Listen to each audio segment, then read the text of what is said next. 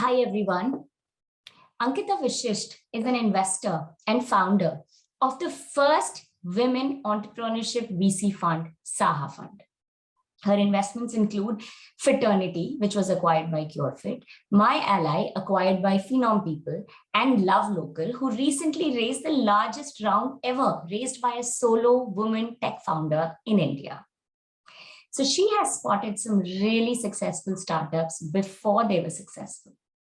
She's a crusader for women founders in the startup ecosystem and was recently on Business Insider's Top 100 People Transforming Business. In our conversation, which is my personal favorite, we are talking about her perspective on women's well-being. Mental well-being and work-life balance from a working woman's perspective. Why is it so important for her, and what has been her personal journey of learning and evolution on how to say no? We both look forward to a world where there is a shared understanding of this and activate conversations which are freeing for people to own their own well-being needs. Join us. Authentic, unpolished conversation with Ankita Vashishtha on I Feel Fun. So welcome, Ankita. Welcome to the podcast. And this is where we have some of these conversations we don't get to have in a regular team meeting or a Saturday night party. As we call it, I Feel Fine.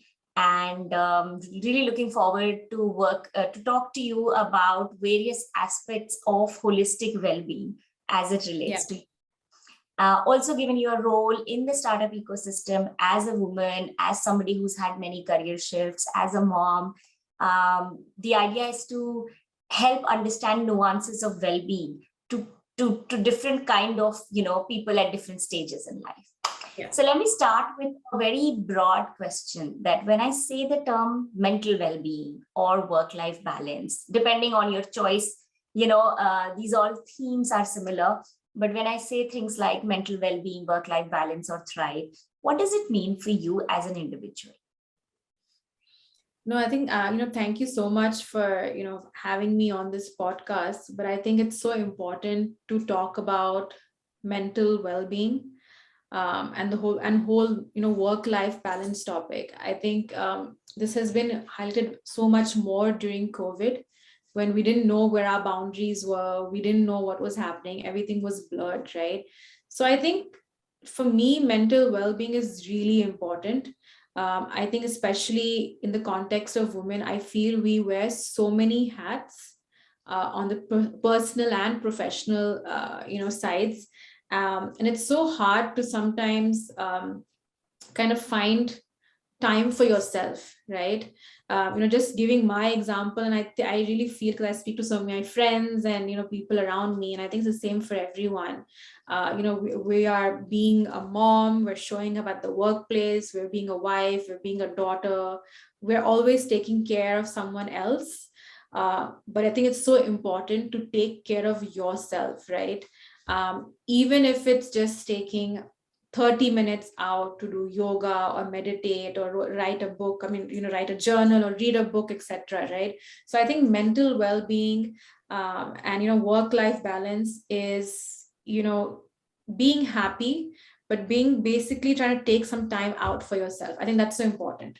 I think because we're always so caught up in doing so much more and so much more for everybody else. And we don't realize boundaries. And I think it's really important to create boundaries, have some, the same way we have this discipline at work. I feel it's so important to try to bring that discipline into personal engagements and activities as well, which is something, I guess, coming from a Indian context is not a very acceptable or normal way of thinking, right? The minute you start thinking about yourself, people think, oh, you're selfish, or oh, this woman is very work focus minded, she doesn't care about her family, right? you will hear those comments or those kind of perceptions from people coming out. But I think, and what I like now is, as you said earlier, is the fact that people are talking about this now. People are recognizing this, right? It's like, I remember reading some article just last week, I think it was a Forbes article or something, where it said that women before COVID because they take care of, the home and the child and elders and all this thing, the whole unpaid kind of burden which comes on women. It's like them doing 2.5 jobs. But since COVID has hit, it's the equivalent of doing almost, I think, 5 to 6 jobs. Yeah. That's how much it is, right? So I think that thing has really come out for me. And I think it's just so important to basically have boundaries and take time out for yourself. And with no pay. Yeah, exactly. So that, which is why it's called the unpaid, Yeah. care burden. Yes. Yeah. And I was talking about that comment earlier in our conversation that, I just wrote a comment in terms of, parenting is not a job. It's harder than a job. It's like being a founder and CEO of a startup. Yeah. And somebody had made that comment on that saying, and they should be paid startup CEO salaries. And I was like, that's an idea, because that's how valuable the job of parenting is. But somehow we've not had a collective consciousness about it, the kind of work. Yeah. I think So- it's because so many roles that people do are taken for granted. Right. And I think the roles, right? You touched upon the boundaries and the roles and the caregiving. And sorry, I think you were saying something, but I just wanted to build and, ask you this, that where do you think this comes from in our culture? This whole thing of self-care is selfish. Yeah, I mean, I think it's something which has been there for generations, right? Because I think India has been a country of where so much importance is given to society, right? And what society thinks of you. We're a country where people have lived in joint families, right? Now, of course, what we see today is a huge change and shift where people are moving out and people do live in nuclear families and people are working, both husband and wife are working, right? I think that's what has changed, that the woman is working. Yeah. Right. Otherwise, I don't think, one generation, 2 generations before, women were not working, right? So they were by default the home, caretaker, right? So she had to take care of everything else. And unfortunately, if you don't bring in money, whatever you do is taken for granted or as a duty or as an obligation, right?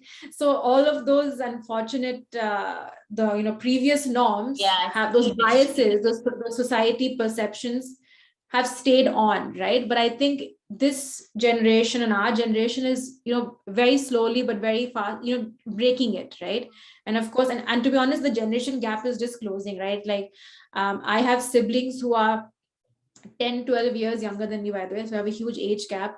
But it's a completely different generation from even me. Maybe because I'm the eldest in the family, I still feel like I have a lot of responsibilities, but I can see my own siblings who are maybe just 10 years younger than me have a very different perception of the world, right? They believe in completely being independent and not necessarily, and they don't think that you have to think about anybody else in terms of society. Like, what is society? What is all those things? What will people say? That kind of thing. Yeah. So I think that's what is changed, and I think the fact that women are working today, right, is a huge change for us. But it's also a huge battle sometimes, right? Because we have to make people around us understand that, hey, we are also working, but we're also still doing all those things that we were doing before. So now men need to step up and other people need to step up to kind of balance that ecosystem, not just the husbands and men, but just the ecosystem. The entire ecosystem. Yes. Now if I come to the entire working, correct, everywhere. Now, if I come to the whole, and this is exactly what we do at SahaFund StrongHer, right, is talk about, infrastructure changes, policies, and I think you know this best because you've been working with the big corporates on the HR and L&D, that everything has to change at the workplace as well, right?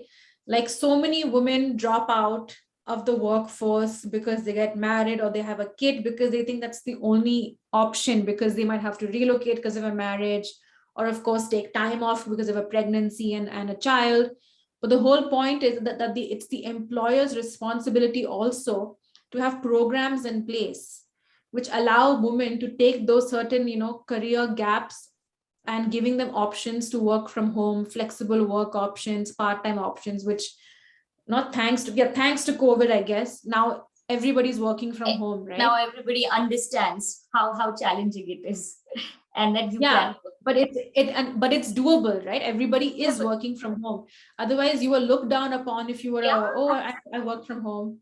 You will get paid less to work from home. All those things, right? But now, thanks to technology and acceptability and all those things, you can work from anywhere, and command the same salary and everything, and you should, right?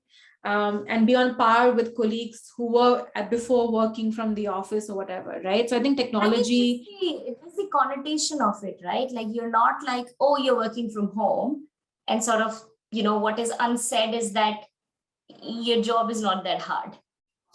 I think just Correct. getting rid of that, I think everybody is now experienced working from home, so they won't think like that, at least now. Correct. Yeah. So tell me, when you think about your personal well-being, and if that means having that me time and having that space in your life to do stuff, when was it when you felt like you had the optimum well-being in that sense, in maybe the last few years or months or whichever time frame?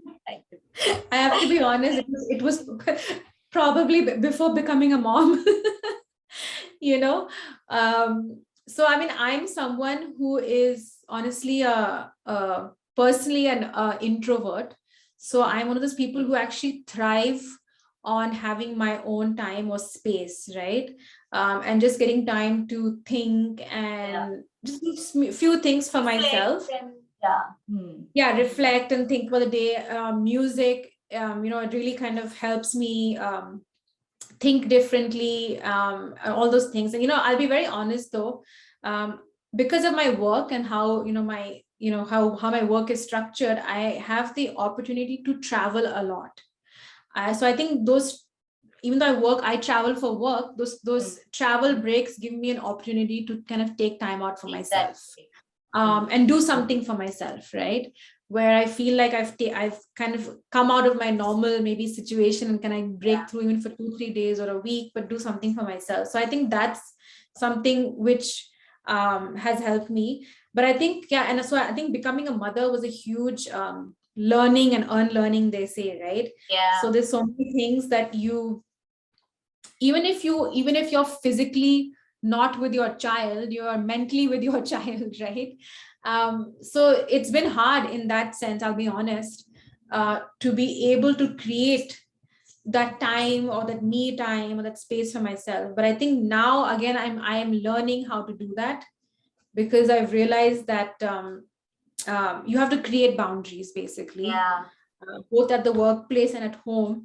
And I guess somehow I've never allowed, and this is very personal, I guess, but I've never allowed anyone to judge me. But somehow I felt very judged when I became a mother. So I had to break that also. It's been like an effort and a task to break all those perceptions and barriers for myself. But I feel like now, after 3.5 years of being a mother, I've learned to do that. And with COVID and everything. I think a lot of women and moms that I speak to face this. There is a learning curve of being a mother, especially when it comes to the well-being.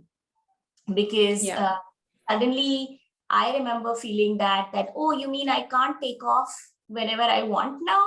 Or I can't take off to like a crossword bookstore and have my coffee and read a book just because I want to.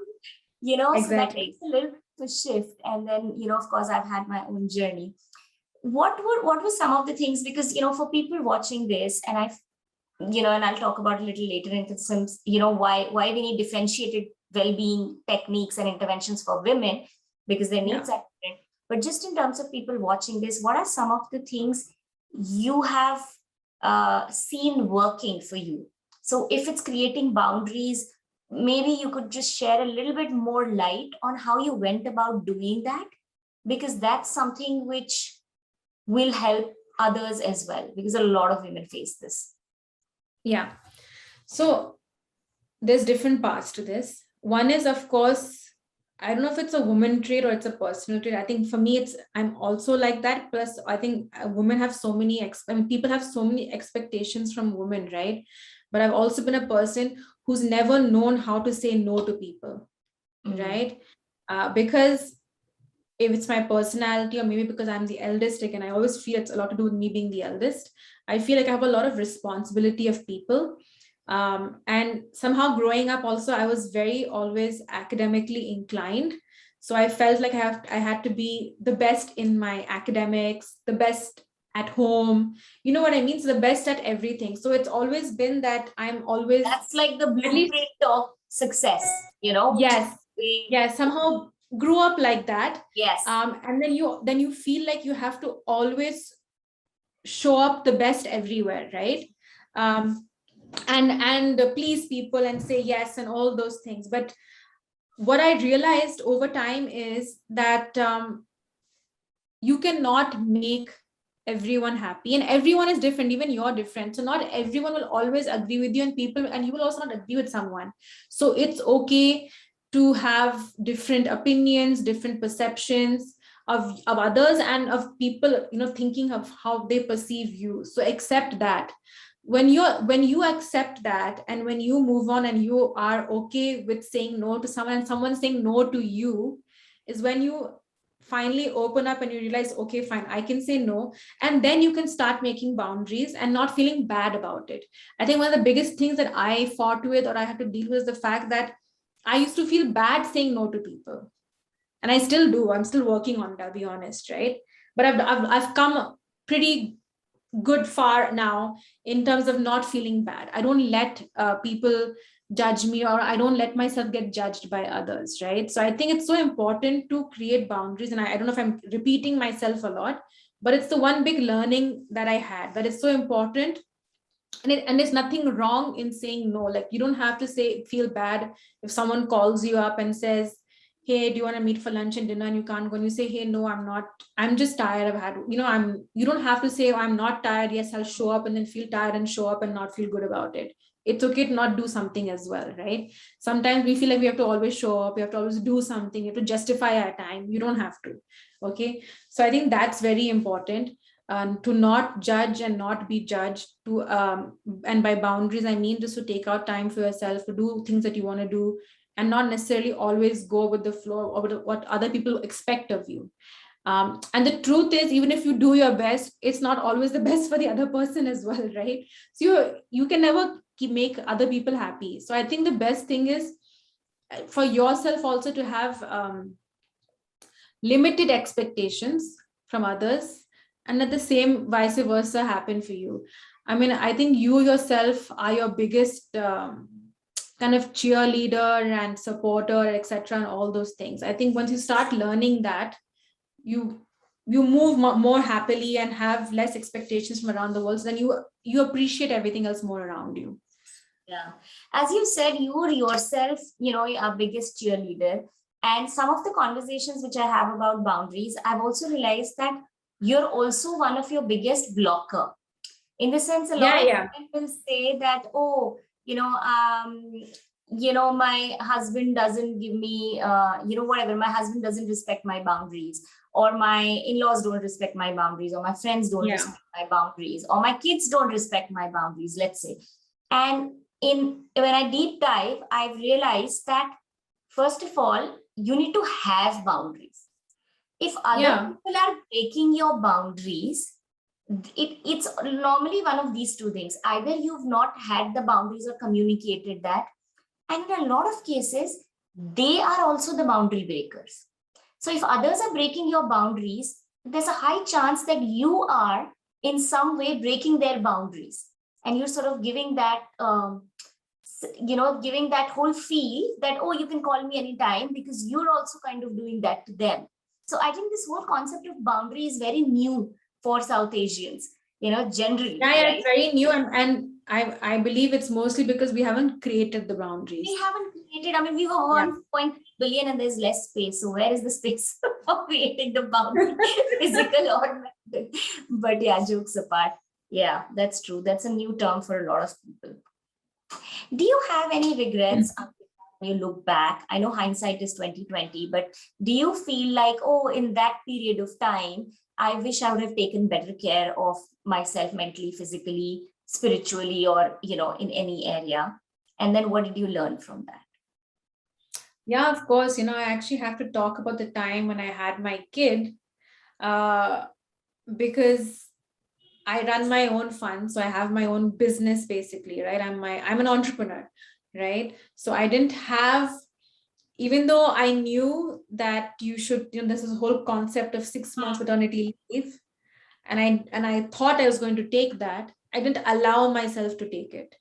I immediately, I think, I had my baby, and I think maybe in 7 6 7 days I was already on my laptop, and I was like, oh my god, this report has not gone out, or this hasn't, even though I had actually delegated everything to my team already. Like, they had everything was set in place, because we were in a position where I can easily take that maternity leave now when I think about it, right?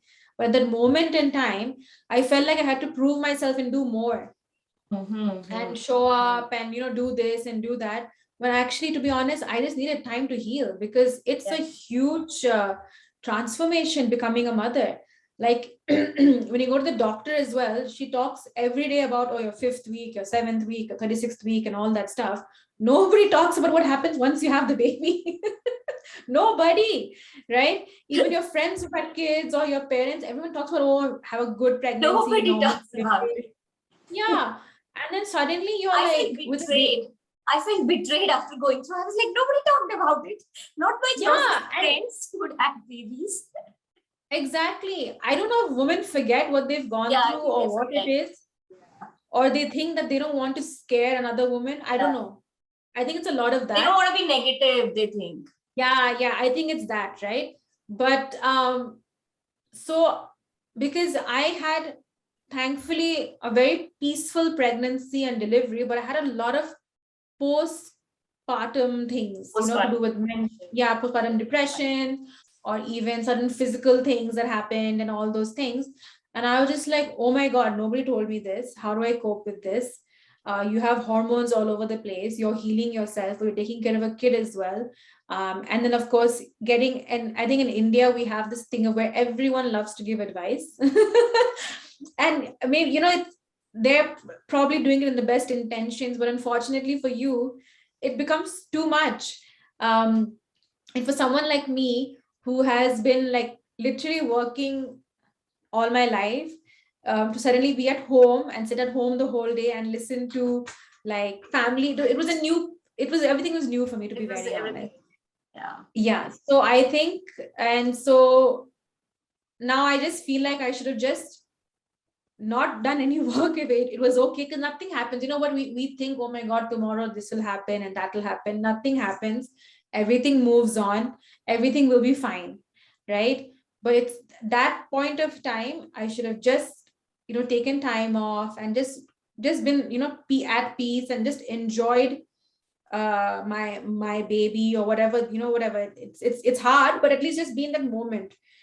But instead, I was trying to be everywhere else, and then I just feeling very very different and very out of it, right? So I think that's what I regret, the fact that I didn't take time off for myself when I had such a huge thing going on in my life, where I had a baby, right? But I still went back to work and thought I'm not giving good enough to my work and all those things. So I think that's when I was being hard on myself.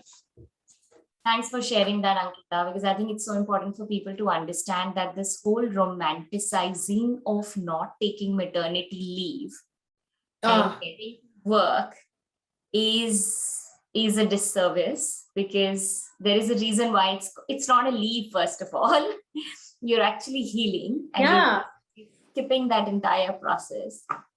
And you are totally right. Like, there's this whole thing where it sounds cool, like, oh, I didn't take maternity leave, oh, I work all the time.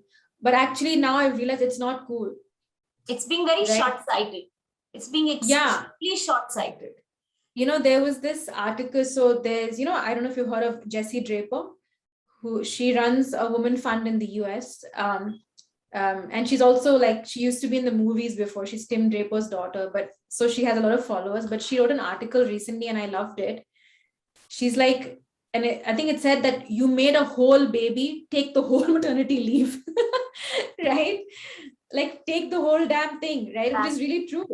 So I think you should celebrate the fact that you take maternity leave. And it's really important because I think, like what we're discussing today, well-being and all these things, being happy actually has so many positive attributes to it, right? Which comes back into the workplace. Absolutely. A happy person is a happy worker as well. Absolutely. So, you know, why we are on this, Ankita, and because you work with so many women founders, have you sensed, because I know some of my friends who are founders, I sense that hesitation in them just about focusing on their, you know, let's say maternity and things like that. So have you sensed anything around you? Do you think women founders are okay to have a baby while they found a company, or are working moms willing to take a punt and sort of start a company with having a child? Have you, you know, seen any trends? Yeah. So I know there's this hesitation to, I guess, when you're fundraising, to talk about the fact that you are pregnant or going to have a kid. So that, you know what, there's so many notions and biases, which I didn't realize until I had my kid. When I'm talking about this whole motherhood part of it, I knew about the whole diversity thing, which is why I founded SahaFund and StrongHer. But then it's funny, but I didn't realize the whole mom and pregnancy thing until I saw people around me go through it and I self went through it, right? So I've seen so many women founders not disclose that they're pregnant when they're fundraising. And suddenly, like, you get to know in 2 months that they've had a baby. But they could have talked about it. But I realize, I understand, but I guess someone else wouldn't, right? So I've seen that. I've seen such amazing women who've had such amazing ideas, and then suddenly they think, oh, I'm going to have a baby, so I'll have to stop this, and I'm not sure and everything, right? So yes, it is still there, but it's up to us as women. And of course, we'll have those hesitations sometimes because it's hormonal as well, maybe. Yeah. But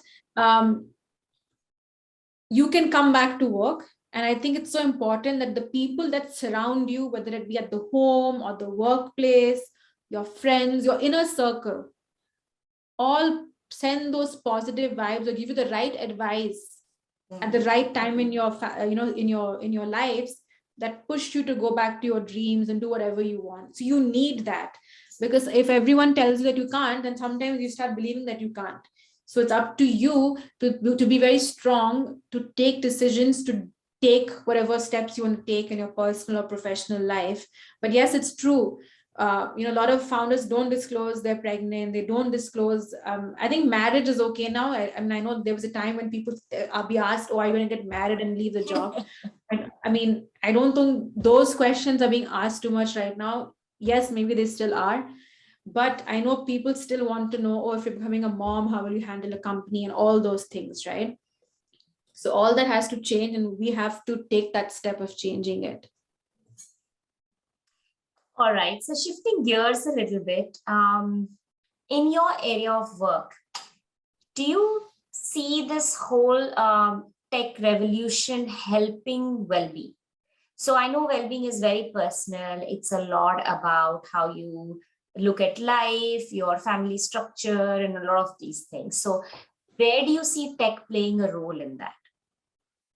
I think tech plays a huge role. So, for example, just to give you small examples, right? Today we have apps like Calm, Headspace, right? So you have certain applications and, online avenues to reach out to for your mental well-being, whether it to be access yoga classes or meditation or counseling or sessions, etc., right? Which was not there before. Before we thought we had to go to a physical person, and then there's a hesitation to go to someone as well in person, right? Sometimes, right? Sometimes when you can talk to someone online or not have to maybe use audio video, but it's an app talking to you, you're more open to kind of reaching out to those services, right?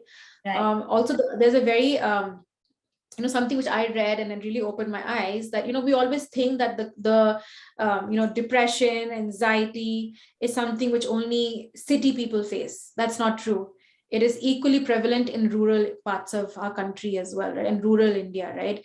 Given that we're a country that has such a huge inequality gap, economic inequality gap, more and more people in rural areas are getting depressed and getting anxious, right?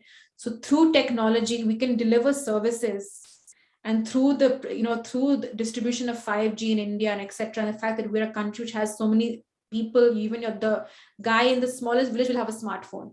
Yeah. In different languages, we can get services, mental health services, well-being services, all out there, right? And I think that's the really amazing role that technology can play in a country like India, where till the last mile we can deliver things through technology, through your smartphone.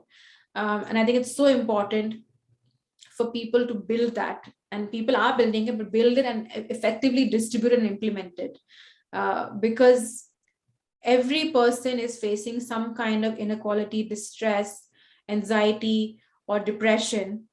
And everybody needs access to something or the other which will help them find a way to spend their time or make their time worthwhile, or to create jobs or money, whatever it may be. And all that can be done now through technology. Yeah. So I think it has a huge role to play. Really good point on democratizing well-being. Only the affluent needn't have access to mental health care. Yeah. Everybody can have access to healthcare. Yeah. That's what I had just from an overall well-being perspective. And I'm going to ask you a few quick questions now, just about you. And I'm curious about what you're going to answer. So some of these are just for fun. Some of these are, which can inspire others. So when you have an overwhelming day or a meeting or a disappointing day, what do you do? How do you bounce back? So for me, I love music. I think music can just transcend you to a very different place. So I love listening to music. I'll be honest. I think we're always, very very difficult situations or important situations or dealing with things. But I think even hanging out with my child at the end of the day is a huge stress buster, because I can become a child myself, right? And just be part of his innocent, life right now. Like, I really wish I could go back to that, right? So just, I think, doing things that make you happy. I love food, by the way, and I love, if possible, cooking. Somehow, cooking is also stress buster for me. Wow. Yeah. Cooking is therapeutic for a lot of people. For me, even though I'll be so tired, if I know I can just cook something that I like, and not necessarily for others, but for myself, because I don't know someone else likes my cooking. But I'm okay. Just the whole process of being able to buy the ingredients and cook and eat it. I think that's why I think I envy you. Sorry? I envy you that cooking is therapeutic for you, because for me it's a stress inducer. So that's what it's a stress inducer if it's something that I'm doing because I have to actually put lunch, breakfast, dinner on the table for someone else. But if something that I'm doing because there's already food, but I'm just cooking something else and I'm not responsible for someone else's lunch, dinner, it's very therapeutic for me. It's funny. So it's something that I used to always do. So the when I was in London for those 4 or 5 years, that was the one time that I think I lived alone. And that's when I kind of discovered all those things about me. So I come back even late night at 10, I used to cook something, I used to feel good. So cooking, listening to music, basically doing whatever, something that makes you happy and makes you forget about your stressful day is what kind of helps me bounce back. Okay. Is there any investment which you have made in your well-being? It could be time, money, energy. Of course, you are a VC, so you know all about investments. But yes, what is the investment you've made in your well-being which has given you the maximum returns? I'll be really honest. I think there's so many different answers to that. But I think the most important thing is what I really love about I guess my job or what I do is, or just the way how our family has always been, I've gotten to travel so much. I think traveling and going to new places, meeting new people, and learning new cultures is the biggest investment you can make in your life for yourself. It really opens up your mind to the endless possibilities of what is out there. Sometimes you're so stuck up in your daily 9 to 5 routine and your daily life, and you think that's everything, but there is so much happening out there in the world. There's so many people doing such amazing things. If you can just be inspired, if you can just add value to someone else, um, and they can add value to you, I think that is a great investment of your time and money traveling. I really believe in that.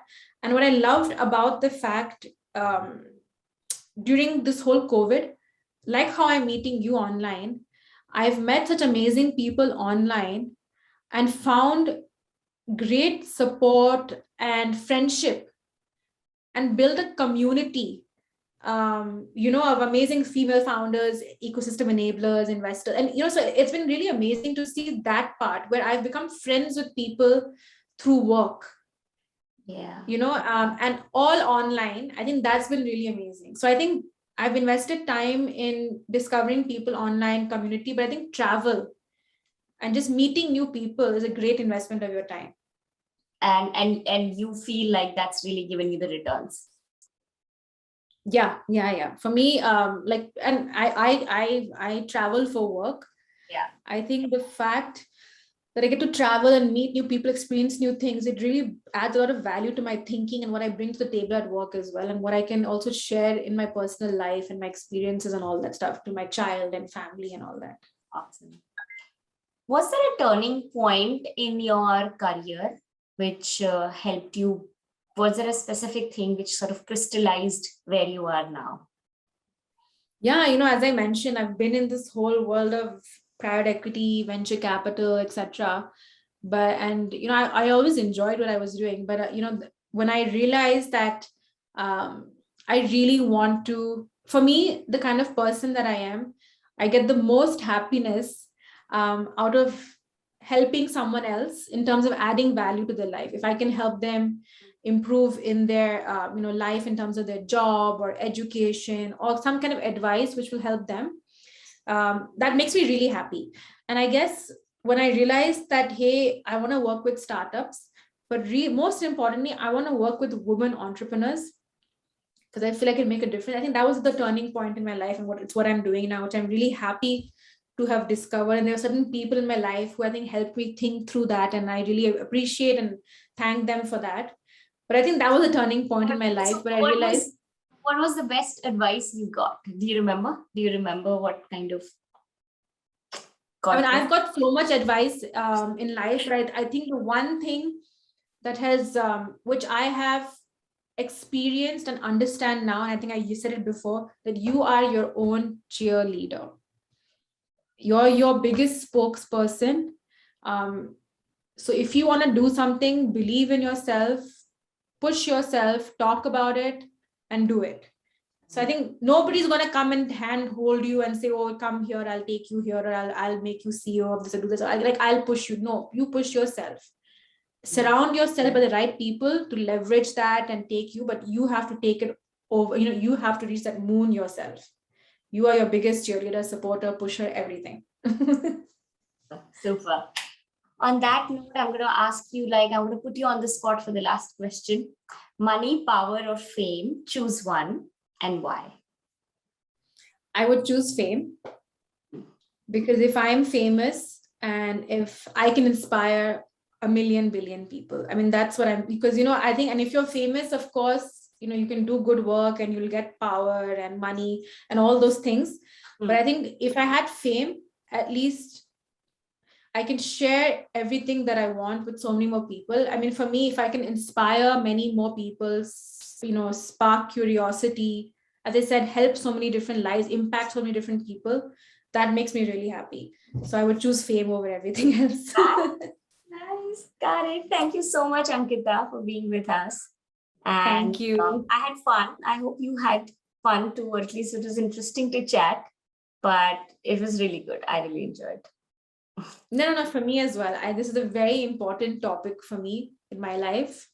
So I'm happy to have shared my, few cents of wisdom. And hopefully, yeah, I've inspired someone, or at least maybe someone relates to what I've said. Absolutely, absolutely.